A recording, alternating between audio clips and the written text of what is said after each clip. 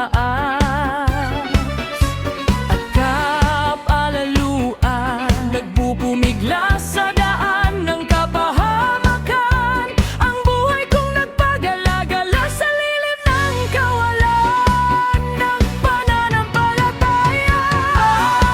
Dumating ang Kristo, ang binhi ng babae.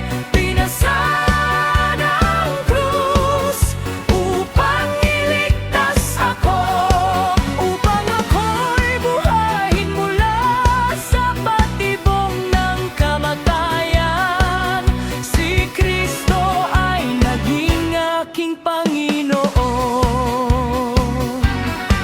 Sa gitna ng paghatol ng humanismo at patibong ng kautusan, akong nasanay sa mga kasinungalingan ni Satanas.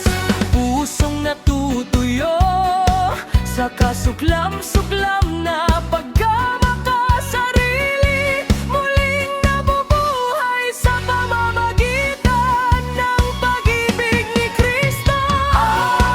Dumating ang Kristo, ang binhi ng babae.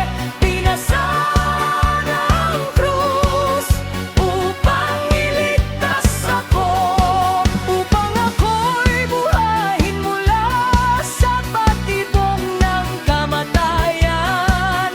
Si Kristo ay naging aking Panginoon. Ang apo